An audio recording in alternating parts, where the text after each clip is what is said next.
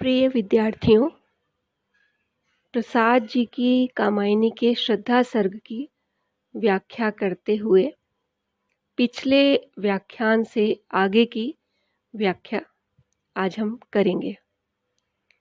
कुसुम कानन अंचल में मंद पवन प्रेरित सौरभ साकार, रचित परमाणु पराग शरीर खड़ा हो ले मधु का आधार।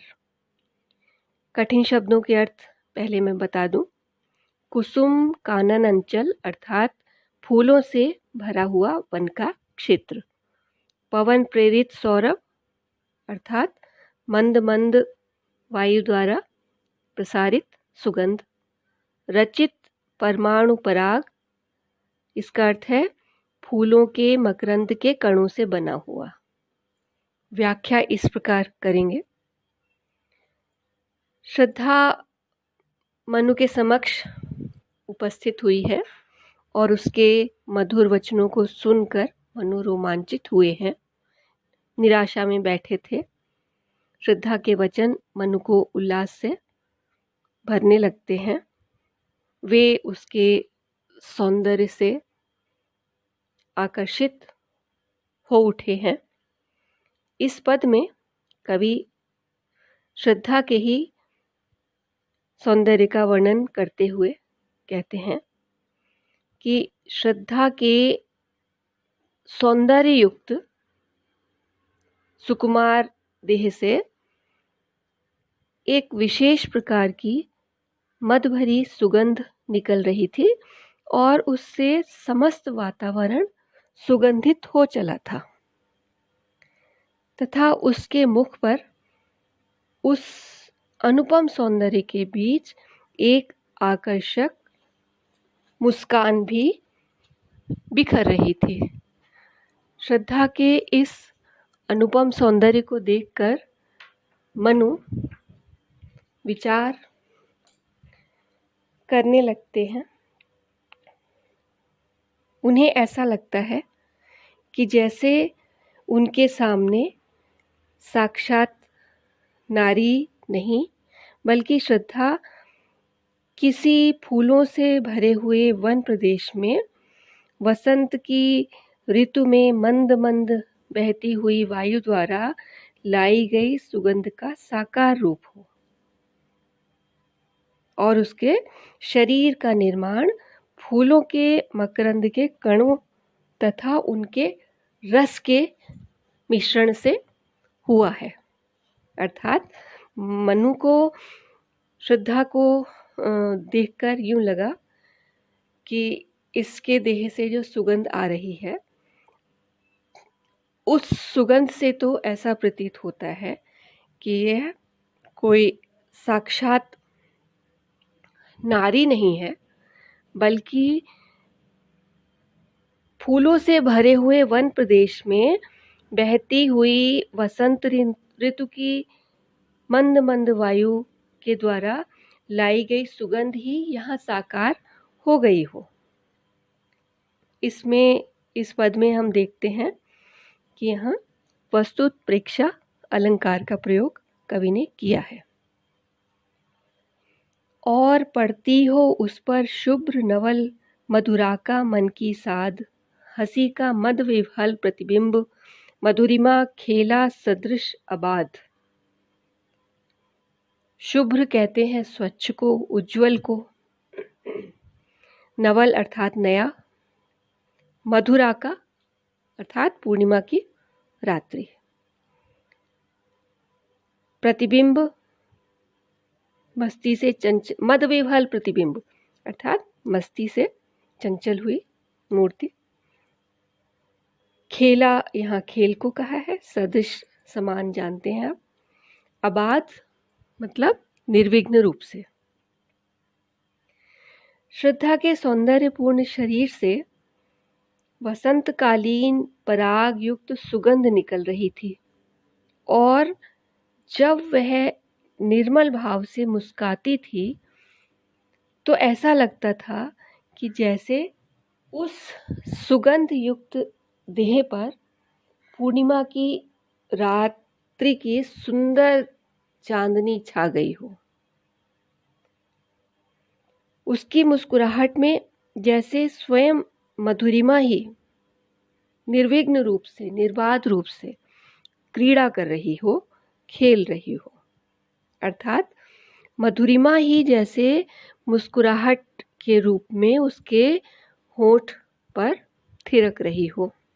इस प्रकार श्रद्धा की मुस्कान के लिए, मुस्कुराहट के लिए कवि ने यहाँ पर वस्तुप्रेक्षा और उपमा अलंकार का प्रयोग किया है। कहा मनु ने नभ धरणी बीच, बना जीवन रहस्य निरुपाय, एक उल्कासा जलता भ्रांत, शून्य में फिरता हूँ असहाय। धरणी धरती को कहते हैं, निरुपाय अर्थात जिसका कोई उपाय न हो। उल्का आकाश से टूटे हुए तारे को कहते हैं। भ्रांत अर्थात भटका हुआ, भ्रमित।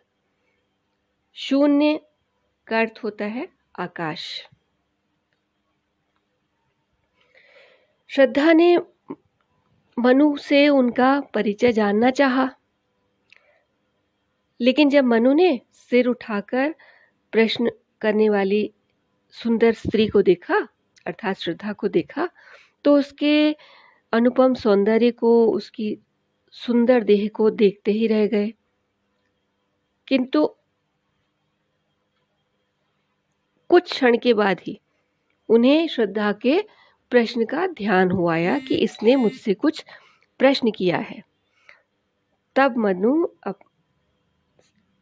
श्रद्धा के समक्ष अपना परिचय देते हुए कहते हैं कि पृथ्वी और आकाश के बीच मेरा यह जीवन बेसहारा होने के कारण बहुत ही एकाकी बन गया है। मैं निराश हो चला हूँ। मनु कहते हैं कि मैं इस निर्जन प्रदेश में निराश्रित होकर एक भटकी हुई उल्का पिंड के भांति अकेला भटकता रहता हूँ और अपने एकाकी जीवन की उलझनों को सुलझाने का प्रयास करता रहता हूँ, लेकिन मुझे इसका कोई उपाय सूझता नहीं है। यही कारण है कि मैं इतना व्यथित और चिंता मग्न हूँ। इस पद में हम देखते हैं कि कवि ने मनु की तुलना आकाश से टूटकर गिरे हुए तारे से की है, उल्का पिंड से की है। और इस तरह उन्होंने उनकी उलझन से भरी हुई एकाकी दिनचर्या का अत्यंत ही यथार्थवादी मनोवैज्ञानिक चित्रण किया है। इससे मनु की दयनीय दशा भी प्रकट हो रही है।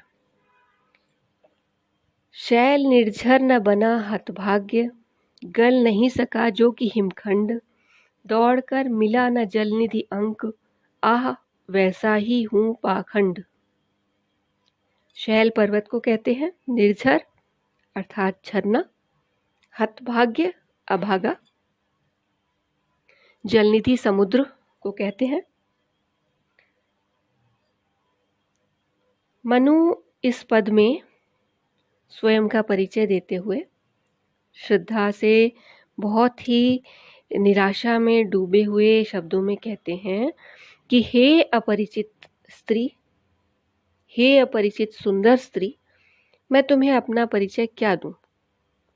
कैसे तुम्हें अपना परिचय दूं? मैं तो उस अभागे पर्वत के समान हूं जिसमें कभी कोई झरना बहा ही नहीं, कभी कोई झरना प्रवाहित ही नहीं हो सका। आगे मनु कहते हैं कि मैं उस अभागे बर्फ के टुकड़े के समान हूं जो कभी गल नहीं सका और इस प्रकार किसी भी नदी में मिलकर समुद्र की गोद में समाने के लिए दौड़ नहीं सका। अर्थात मैं कभी भी समुद्र के साथ मिल नहीं सका। मेरा जीवन बिल्कुल व्यर्थ है, जो इस निर्जन संसार में एक पाखंड के रूप में मैं अपना जीवन जी रहा हूँ। अर्थात मेरे इस जीवन का अब कोई लक्ष्य नहीं है, ऐसा मुझे अनुभव हो रहा है। इस पद में कवि ने प्रकृति के विविध उपादानों के माध्यम से, प्रकृति के विविध उपकरणों के माध्यम से मनु की दयनीय दशा का अत्यंत ही मार्मिक चित्र प्रस्तुत किया है। पहेली सा जीवन है व्यस्त, उसे सुलझाने का अभिमान, बताता है विस्मृति का मार्ग, चल रहा हूं बनकर अनजान। विस्मृति अर्थात भूलना।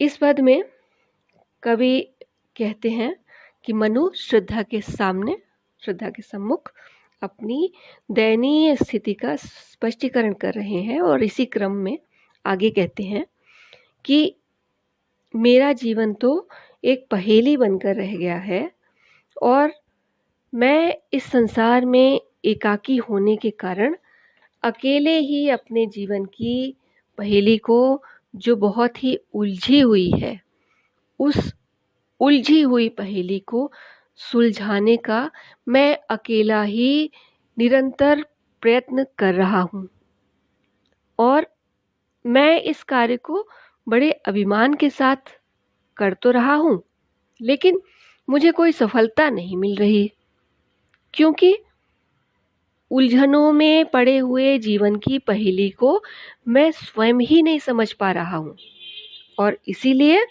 मेरे सामने इसके अतिरिक्त और कोई रास्ता बचा ही नहीं है कि मैं अपनी इस जीवन की पहेली को भूल जाऊं। और यही कारण है कि मैं इस एकांत में, इस निर्जन में एक अनजान व्यक्ति की भांति अपना ये व्यर्थ जीवन व्यतीत कर रहा हूँ। इस पद में कवि ने मनु, जो बहुत ही उलझनग्रस्त हैं, उनका मनोवैज्ञानिक चित्रण कवि ने पूर्णोपमा अलंकार के माध्यम से किया है। भूलता ही जाता दिन रात, सजल अभिलाषा कलित अतीत, बढ़ रहा तिमिर गर्भ में नित्य, दीन जीवन का यह संगीत। कलित कहते हैं सुंदर को, तिमिर गर्भ अर्थात अंधेरे के अंदर, अंधकार के अंदर, अंधकार में। इस पद में मनु अपने जीवन के विषय में श्रद्धा से स्पष्टता कहते हैं कि मैं दिन रात धीरे धीरे अपनी रसमयी इच्छाओं से भरे हुए सुंदर भूतकाल को, सुंदर अतीत को मैं अब भूलने चला हूँ, अर्थात मैं अपने सुंदर अतीत को अब भूलता जा रहा हूँ। बीते हुए जीवन की सारी स्मृतियाँ एक एक करके मैं भुला रहा हूँ और इस असहाय जीवन का जो संगीत रूपी सुख है, वह लगातार एक निराशा से भरे हुए अंधेरे के घेरे में समाता जा रहा है। अर्थात मनु कहते हैं कि मुझे अब अपना भविष्य पूरी तरह से अंधकार से भरा हुआ प्रतीत होने लगा है। इस पद में कवि ने मनु की परिस्थिति से उत्पन्न निराशा का अत्यंत करुण चित्र प्रस्तुत किया है।